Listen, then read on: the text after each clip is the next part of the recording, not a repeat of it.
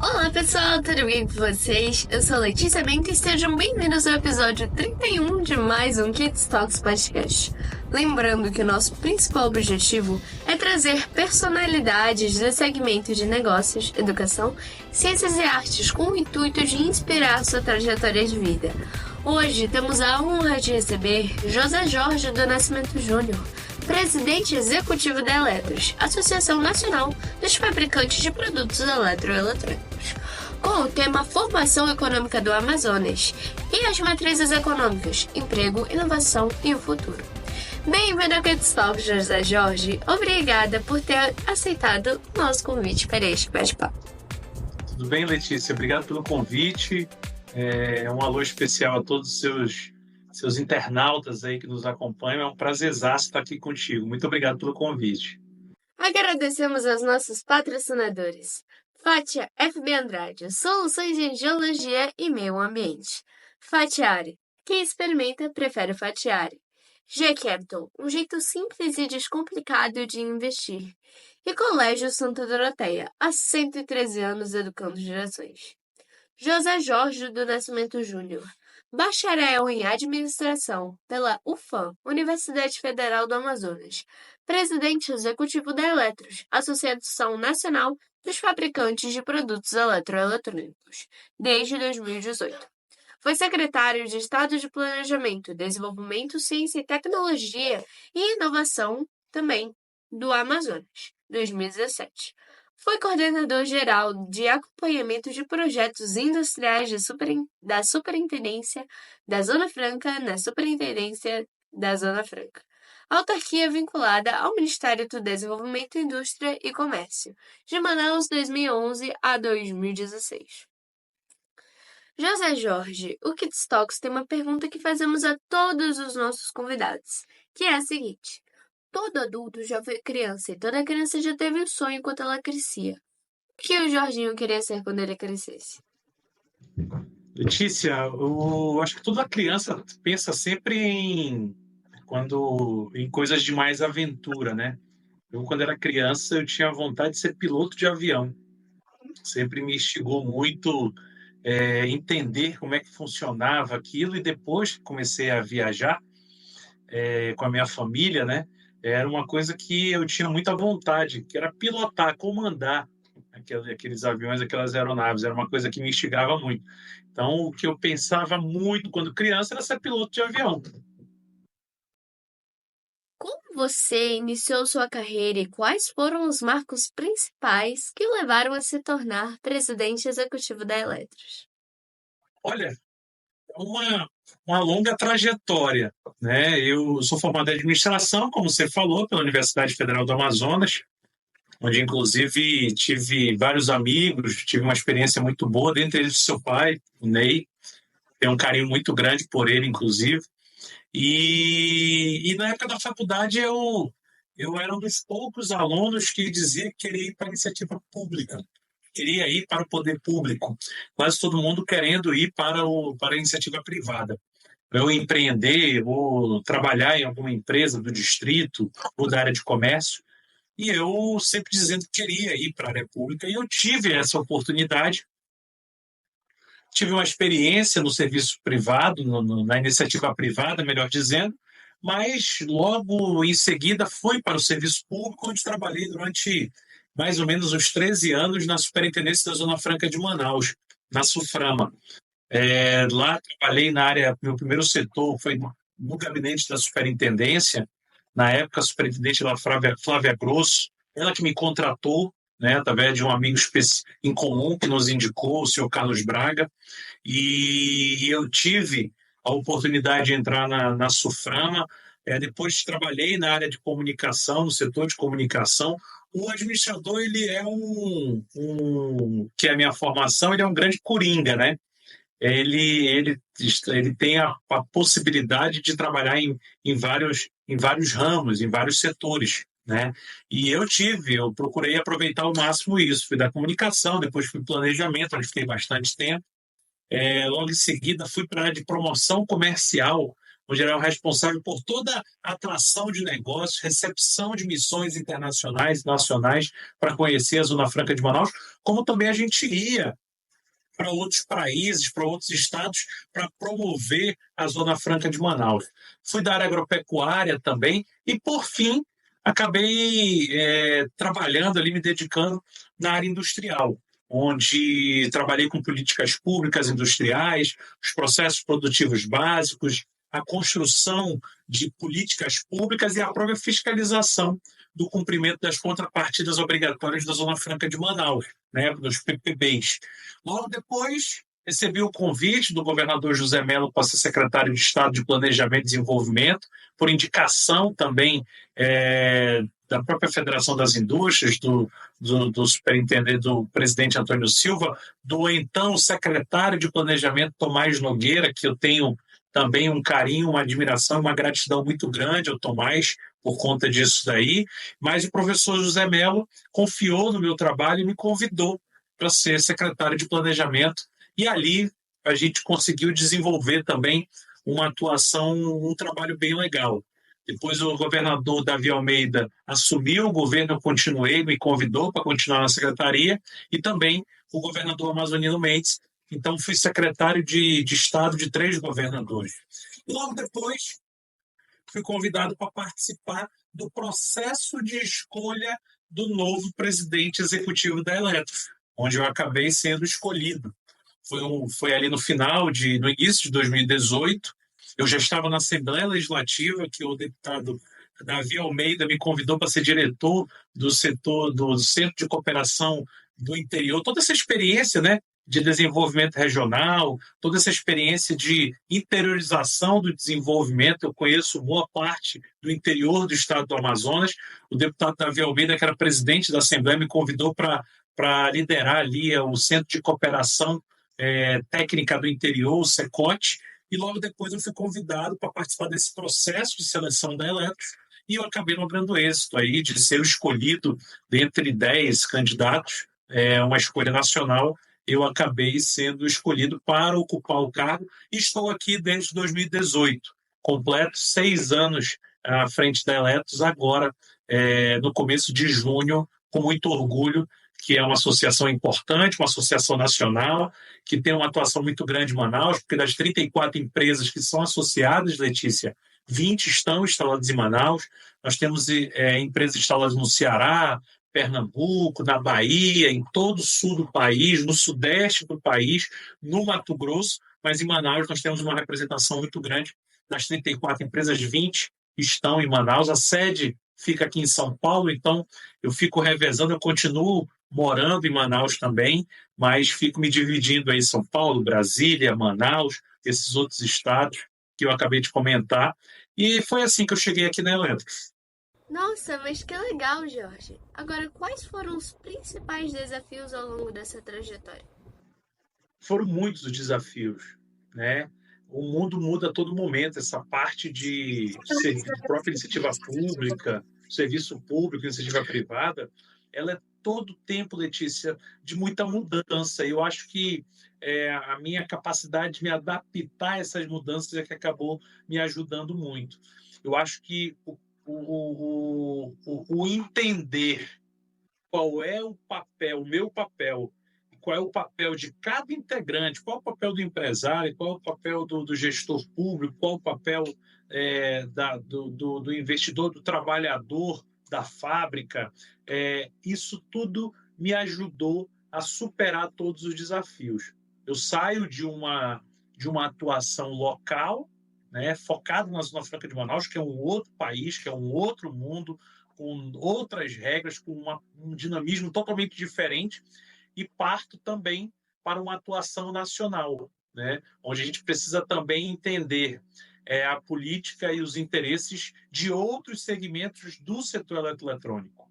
Em Manaus, a gente tem principalmente a produção de ar-condicionado, de TV, de toda a parte de micro-ondas, por exemplo, no setor específico eletroeletrônico. Mas fora da Zona Franca, é onde tem a produção de geladeira, fogão, lavadora de roupa, portáteis, eletroportáteis, chapinha de cabelo, secador de cabelo. Nós temos também na Zona Franca de Manaus o secador de cabelo, mas fora da Zona Franca tem toda a produção de ventiladores, liquidificadores. Então, você imagina aí como amplia a atuação. Então, o maior desafio foi conseguir entender essa mudança, né? essa ampliação de atuação de trabalho. Qual a principal habilidade que um profissional como você tem que ter ou desenvolver para que os resultados do seu trabalho aconteçam? É importante primeiro saber como é o nosso trabalho, o que a gente faz aqui. A Eletros é uma associação de classe patronal, empresarial, perdão. Então, como todo setor produtivo industrial do país tem a sua associação, a indústria calçadista, a Bicalçado, a indústria têxtil, a ABIT, né, a Associação Brasileira da Indústria Têxtil. Nós temos a de máquinas e equipamentos, a BIMAC, a de plástico, a Biplast, a de brinquedos, a Brinque, enfim, todos os setores produtivos têm a sua associação. Uma das associações que representa o setor eletrônico e que representa o setor eletrodoméstico é a Eletros. Então, qual é o nosso papel? A gente faz a interlocução, Letícia e internautas, dessas empresas com o poder público, com a imprensa, com outras entidades de classe. Então, nós atuamos buscando melhorar o ambiente de negócio dessas empresas, gerar mais empregos, tudo relacionado a todas as nossas responsabilidades e compromissos que nós temos com o meio ambiente, com a questão social, com a questão econômica, naturalmente. Então, o nosso papel é esse. E o meu papel como gestor da entidade é o de fazer com que essa interlocução, com que o diálogo, com que os interesses do setor cheguem até esses interlocutores e essas demandas sejam atendidas. Então, eu acho que a principal habilidade que a gente precisa ter aqui não é só uma. Eu digo que a principal, se você me perguntar especificamente uma, seria a capacidade de dialogar, ter um bom diálogo, ter um diálogo assertivo, um diálogo correto, um diálogo adequado. Mas o principal mesmo não é só isso. É um conjunto de fatores que fazem com que a gente tenha aí sucesso, resiliência. Você imagina, Letícia, que o mundo todo muda a todo momento, né? Esse computador que a gente está fazendo essa transmissão aqui, eu no meu escritório e você no seu escritório, essa conversa só é possível porque nós estamos utilizando um equipamento dos mais modernos para fazer essa conexão, né? Mas nós temos também tablet que há 10 anos, 15 anos atrás não existia. Nós temos os relógios inteligentes, pronto. Que você está até utilizando na entrevista aqui agora, né? Nesse nosso bate-papo. Mas esse teu próprio microfone de lapela com a tecnologia que tem agora aí, ele talvez há 6 anos atrás ele não tivesse a tecnologia que ele está embarcada nele. Relógio inteligente. Há 15 anos atrás nós não tínhamos drones, nós não tínhamos há 10 anos atrás, né? Então, o mundo todo passa por medidas. Quando eu trabalhei na SUFRAMA, na Superintendência da Zona Franca de Manaus, eu tive 3 presidentes da República e 5 superintendentes. Você imagina como mudou, né, o pensamento e a linha de trabalho de cada um deles. E a gente conseguiu ficar no governo do estado mesmo. Te coloquei que trabalhei com 3 governadores e a gente sempre procurando atuar porque são novas demandas que seguem. Então, assim, a adaptação, o bom diálogo e a resiliência. Nunca desistir. Às vezes a gente não consegue, no primeiro momento, alcançar o nosso objetivo. Temos que voltar, repensar, mudar a estratégia e a gente voltar novamente com o propósito de acertar e que a nossa demanda, que os nossos anseios sejam atendidos. Então, se a gente tivesse que escolher, eu diria o diálogo, né, a habilidade da conversa, da construção de bons caminhos, de aparar as arestas, do poder de convencimento.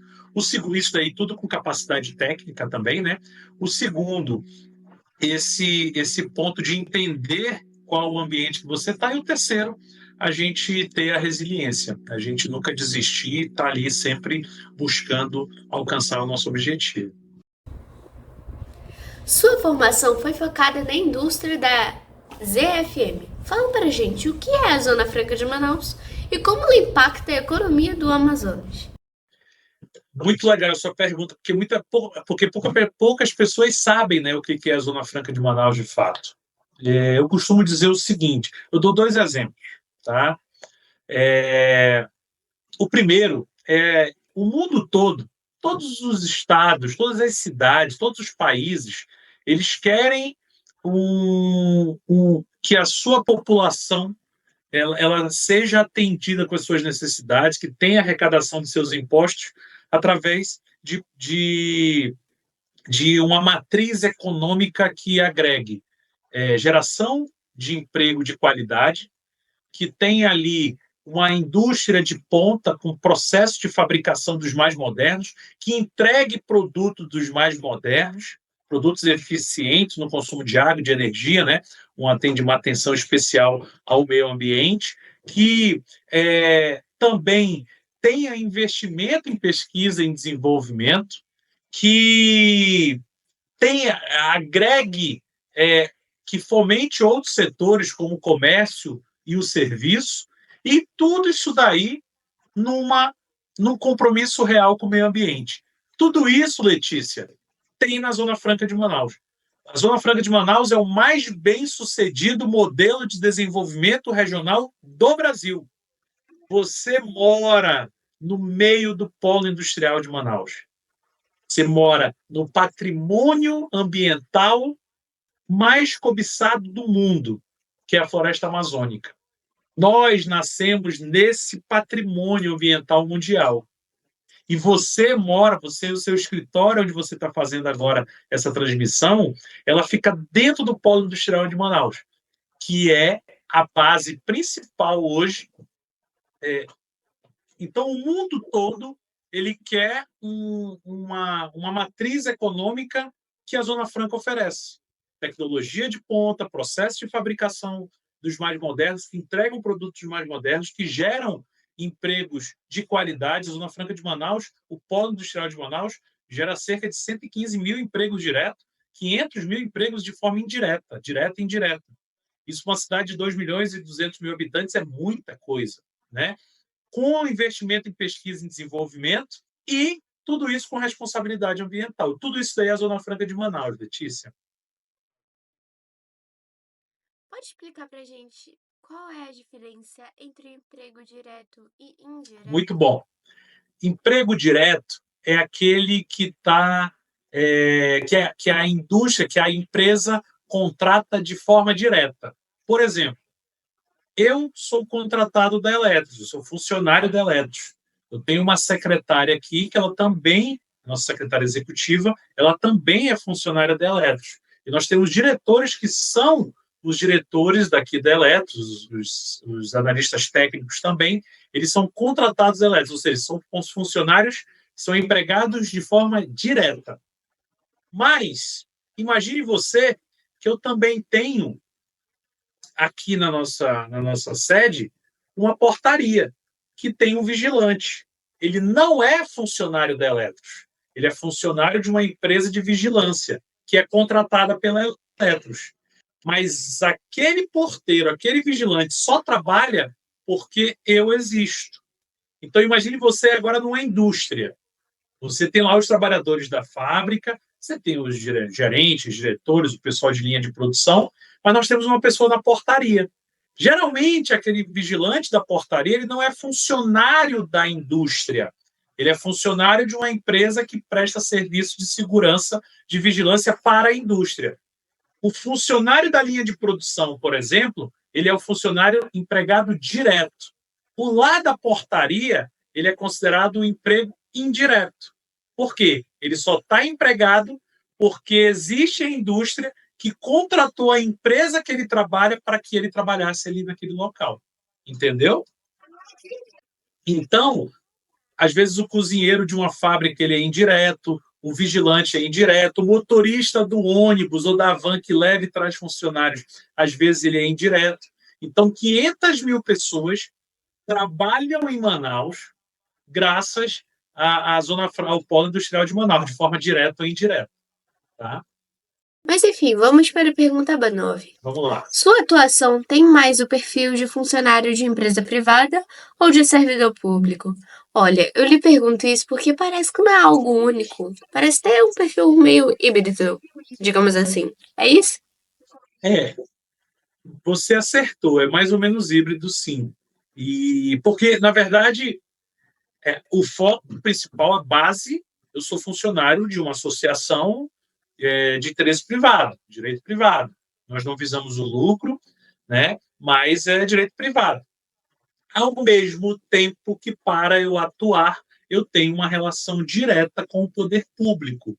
Não que eu venha executar um papel ou uma atividade de servidor público, mas é importante para o sucesso do meu trabalho eu entender o serviço público, eu entender qual o propósito daquele ministério, ou daquela secretaria, ou do presidente da República, ou do ministro, ou de um secretário de Estado, para que eu possa entender o propósito dele, para que eu possa saber abordar da melhor maneira possível esse interlocutor, essa outra pessoa que eu vou conversar, levando a minha necessidade. Então, na verdade, e qual é o foco disso daí? O bem comum, o colegiado, seja das indústrias, seja da população. Nós nunca fazemos nada olhando somente para a indústria. A gente sempre está construindo propostas, levando demandas no pensamento de beneficiar a indústria, beneficiar o coletivo, beneficiar a população daquela cidade, beneficiar o meio ambiente, uma visão econômica, social e ambiental pura. Isso daí faz com que eu tenha, de fato, como você muito bem observou, eu tenha a necessidade de ter habilidade focada na iniciativa privada, mas com o viés, sim, de entendimento do serviço público. Olhando para o futuro, como você enxerga o papel da Amazônia na economia brasileira? Quais oportunidades e desafios estão à frente? Muito boa essa pergunta. Como eu te falei agora há pouco, nós vivemos, né? Nós nascemos, eu sou amazonense também, com muito orgulho, que nem você, manauara, comedor de tambaqui e pão com tucumã. Nossa região é muito cobiçada, né? Ela é o desejo por toda a riqueza que está nela, né? Seja os minérios, seja a própria biodiversidade, a flora e fauna que existe na floresta amazônica, ela é muito cobiçada. Só que é importante tê-la em pé, mas é importante também entender que ali dá para a gente poder gerar ainda mais emprego, gerar uma qualidade de vida maior aos 30 milhões de habitantes que habitam a região amazônica, a região norte, né, do país, que praticamente quase toda ela é floresta amazônica. Então, no meu entendimento, nós temos uma oportunidade grande, focado na melhoria da qualidade de vida dos 30 milhões de brasileiros que habitam na floresta amazônica, da gente ter um desenvolvimento regional sustentável ainda maior, Letícia, ainda melhor da floresta amazônica. Uma exploração adequada da mineração, uma exploração adequada da madeira, uma exploração adequada de toda a riqueza fitofármaco que existe ali, da biodiversidade da região amazônica. Imagina a quantidade de remédios que nós temos ali, prontos para serem desenvolvidos a partir dos troncos de árvore, das folhas de árvores, de algum tipo da flora que está disponível e que a gente possa desenvolver. Você imagina o potencial turístico de termos somente na região amazônica aquele encontro das aves. Aquela cachoeira. Nossa região é muito cobiçada. Aquele passeio ela é o desejo por toda a riqueza. São essas as riquezas que eu entendo como futuro. E como a gente pode desenvolver isso daí? A partir da geração de riqueza realizada pela Zona Franca de Manaus. É pegar essa riqueza que é gerada na Zona Franca de Manaus, com o polo industrial de Manaus, e a gente fomentar, desenvolver esses outros setores, essas outras bases da economia. Eu vejo assim. Isso focado no Amazonas. Os outros estados que não têm a Zona Franca, que não têm o polo industrial, têm as suas riquezas e a gente precisa aproveitar a matriz econômica dela hoje, de cada estado desse, e a gente buscar bases econômicas sustentáveis. Eu vejo assim o futuro. É preservar e conservar onde é necessário, mas lembrando sempre que a floresta amazônica não tem só árvore, não tem só animal. Tem pessoas, antes de tudo, ali dentro, que precisam ser respeitadas, precisam ter uma qualidade de vida digna, e elas é que são o ponto principal de uma atuação de desenvolvimento da região amazônica, o povo amazônico. Com tantos afazeres, idas a São Paulo, reuniões, como é que você consegue conciliar a sua vida e a sua família?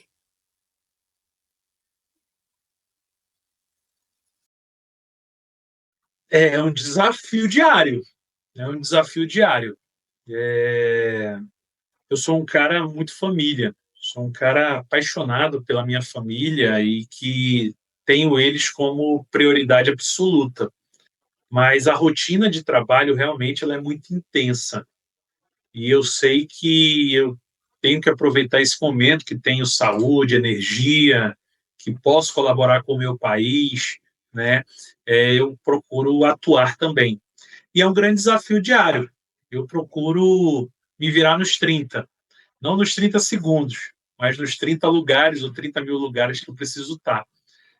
A gente acaba adquirindo, né, uma rotina que dê para poder atender as nossas necessidades, a minha necessidade pessoal, e ela passa pelo convívio familiar, pelo próprio desenvolvimento do meu lado profissional, né, da própria saúde, mas é algo que a gente acaba construindo e contando muito com a compreensão, com a paciência dos nossos familiares, principalmente, e do calor humano quando a gente reencontra os nossos amigos também, em cada local desse.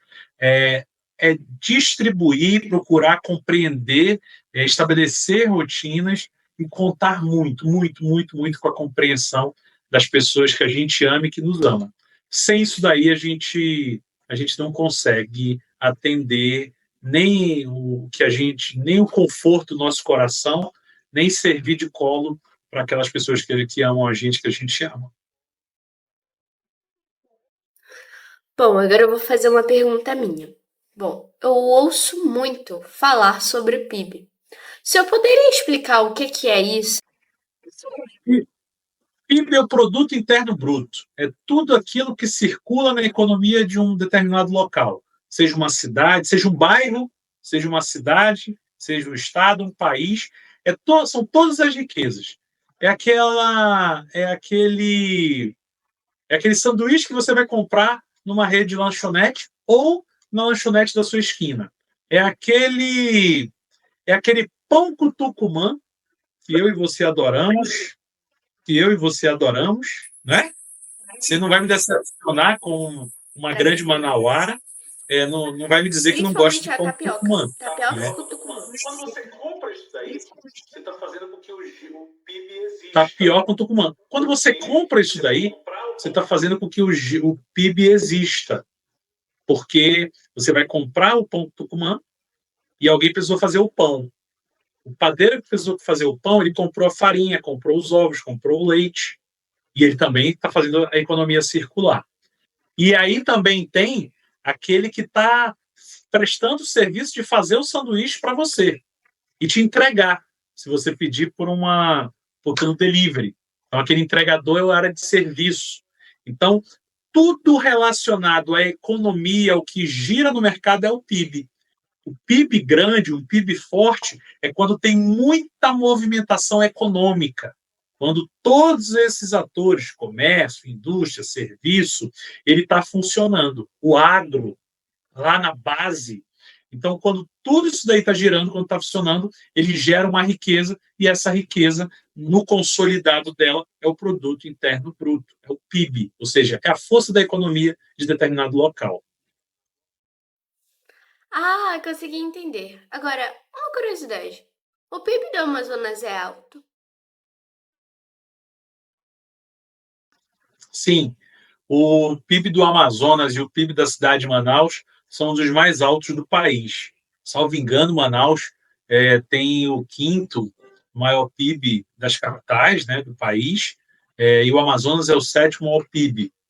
Então, isso é a força da economia do nosso estado e da nossa capital. E ele vem, basicamente, da Zona Franca de Manaus.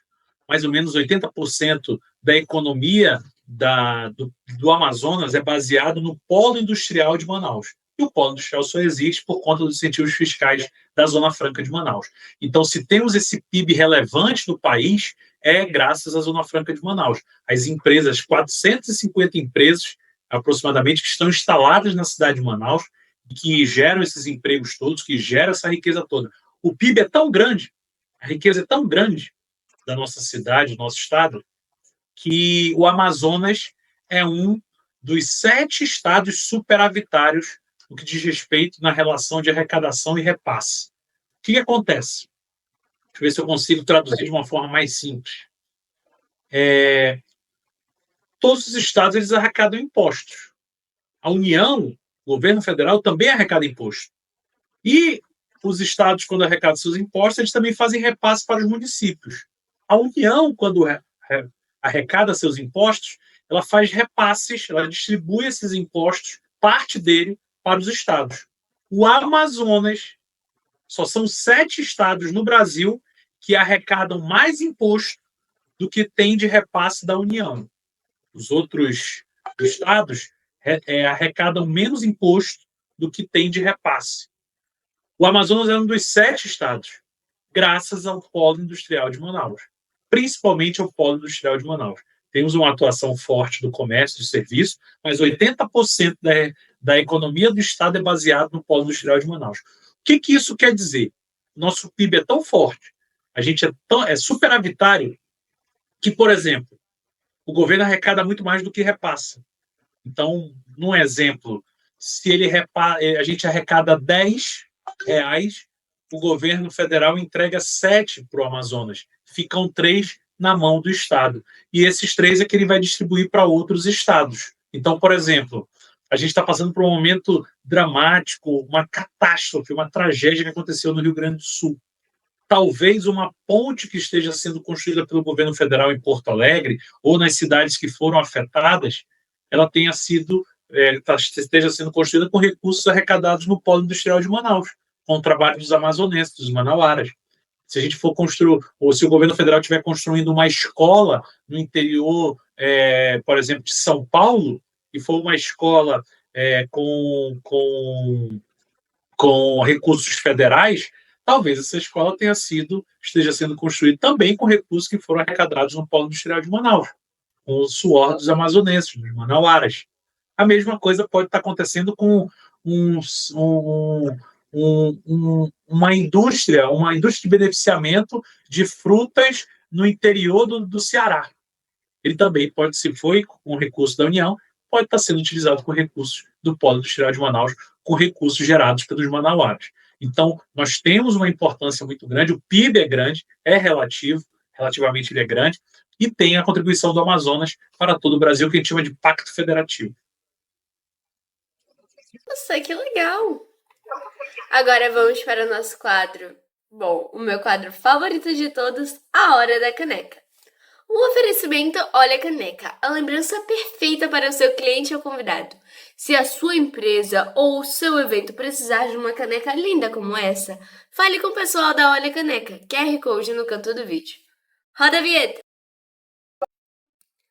Jorge, eu vou fazer algumas perguntas mais descontraídas agora, para que conheça um pouco mais de você e a sua personalidade. Pega leve, hein, Letícia? Fazer uma viagem no tempo para qualquer época ou evento histórico, você iria? Exatamente. Eita. Para qual época ou Pode ser os dois também, se quiser. Eu iria. Pode ser o quê? Olha, eu sou um cara que eu gosto muito de política e sempre gosto de falar, de conversar. eu acho que um momento importante da história recente do nosso país foi a redemocratização. Eu queria estar ali vivendo aquele momento do Direta Já, com a redemocratização do nosso país, quando a gente, ali nos idos do início dos anos 80, eu vejo nas filmagens, nos documentários, aquela praça tomada de gente lutando pela redemocratização. Eu queria estar ali naquele momento. Eu acho que naquele momento ali é um local que sempre, quando eu vejo matérias, quando eu vejo algo relacionado a isso, eu digo, poxa, eu queria estar ali, queria ter tido a oportunidade de estar naquele movimento ali. Acho bem interessante. E qual é o seu guilty pleasure quando o assunto é sobremesa? Por exemplo, guilty pleasure é aquilo que você come, mas não é saudável e faz mal. Que ela faz mal porque ela engorda, deixa eu ver, uma comida. Olha, não é saudável aí, porque às vezes engorda, mas né, a gente tem que trabalhar para não perder. Eita, que não é saudável, mas eu amo.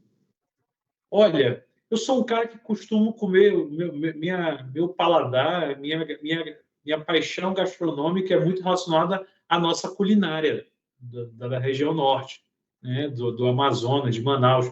E quase tudo que a gente come é mais saudável. Eu gosto muito de peixe, eu gosto do nosso açaí, que se Eu a gente gosto, comer mas muito, a excelente gente até tem um essa aí. índice, né, de gordura muito grande. É, realmente. Sério? Eu, Poxa, tu toda vez que falaste eu agora como com açaí, eu uma acabo tristeza que vomitando. me deu dó. Tu gostas, né, de comer açaí, por isso tu tá triste assim, né? Mas existem outras coisas também que você pode substituir, né? A gente tem a tapioca que você gosta, Eu você nunca tem comi também pupunha. o pão com tucumã, você gosta da pupunha? Deveria provar Ah, eu uma adoro café pupunha quente. com café preto. Se você toma café, você é uma criança, geralmente criança não gosta de café, né? Então, pronto. Pega uma pupunha com café que você vai adorar. Você vai dizer, bem, eu não consigo comer o açaí, tomar o açaí, mas eu vou na pupunha aqui também. Então, eu sou uma pessoa que gosto muito das comidas da nossa região e elas, graças a Deus, na sua grande maioria, não fazem mal. Então, é até difícil identificar. Tá aí, biscoito. Dizem que biscoito comido em excesso, bolacha, biscoito recheado, faz mal. Eu sou um apaixonado por biscoito recheado por conta da gordura, mas eu como tudo com muita cautela e tudo com muita cautela não faz mal. Pelo menos penso eu. Se você pudesse agora escolher um superpoder, qual seria? Eita, eita, eita, Hum. eita, eita. Eu disse uma vez que se eu pudesse ser superpoder, eu seria um super-herói, né? Eu queria ter o poder de confortar plenamente aquelas pessoas que me procuram com algum tipo de dificuldade, algum tipo de anseio, sabe? Eu acho que dar o colo a alguém, saber falar o que a pessoa quer ouvir, ou então dar uma orientação para aquela pessoa que está te procurando com algum tipo de dificuldade, eu queria ter esse poder de atender todo mundo plenamente, a pessoa sair dessa conversa comigo e sair melhor. Eu acho que esse poder hoje o mundo, Letícia, passa por tanta dificuldade. A gente tem uma vida que a gente é tão cobrado, a gente tem parece que está todo mundo muito intolerante, muito impaciente.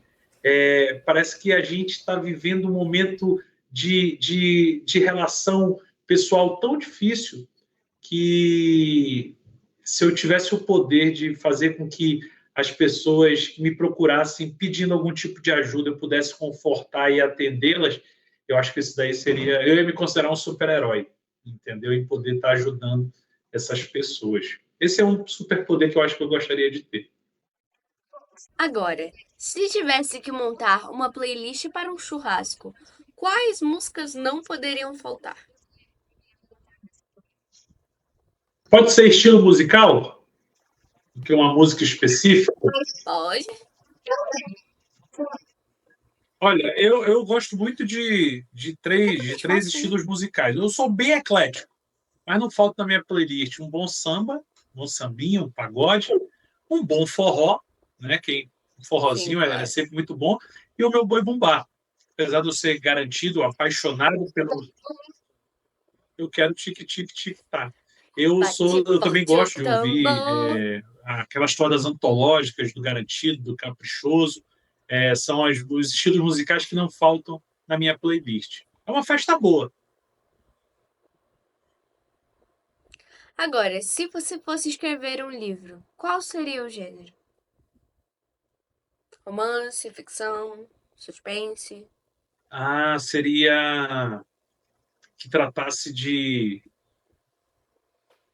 meio ambiente. Eu gosto dessa relação de atuação de desenvolvimento sustentável com respeito ao meio ambiente, com respeito e melhoria da qualidade de vida. Eu ia por esse caminho. Eu gosto de escrever sobre isso, eu gosto de falar sobre isso. Eu escreveria um livro nesse caminho, com esse tema principal. Eu acho que o ser humano é importante. A gente não pode dar prioridade exclusiva para o meio ambiente, como também não pode olhar para o ser humano sem considerar a responsabilidade ambiental. Então, eu acho que construir e falar e escrever sobre isso daí é algo que me instiga, que eu gosto muito. Você gosta de pet? Se sim, Adoro. qual é o seu animal preferido? Olha, eu gosto de cachorro. Eu gosto muito de cachorro. O cachorro, um cãozinho, ele é um grande amigo, um grande companheiro, um grande parceiro de diversão, de brincadeira. Então, eu gosto muito de pet. Pet e o cachorrinho é a minha paixão. Olha, eu adoro cachorro, mas eu tenho dois gatos em casa. Mas Uau! eu gosto bastante daqueles Golden Retriever, sabe? Que é muito bonitinho, muito fofo. É, Mas, como eu tenho dois gatos em casa e eu gosto bastante deles, eu sou mais do time gato, sabe?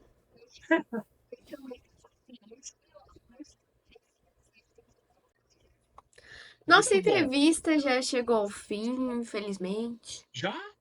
Já? Nossa, Pois é, foi rápido. tudo que é bom é rápido, já notou? É, geralmente. Geralmente. Bom, eu não posso lhe entregar a caneca agora, já que o senhor tá em São Paulo, né? Mas, Eu não vou aceitar, eu vou querer essa caneca. Hoje, durante essa entrevista, eu estou aqui em São Paulo e você está em Manaus. Mas daqui a alguns dias já estarei em Manaus e eu quero me encontrar contigo para receber essa caneca. calma, Pronto. eu recebi informações da produção e aqui está a sua caneca linda, Que aqui, ó, foi? maravilhosa, e a gente irá entregar a você, tá bom? Aqui, ó. Aê! Essa é minha. Essa é minha. Essa é sua. Tem alguma pergunta que eu não fiz que você gostaria que eu fizesse?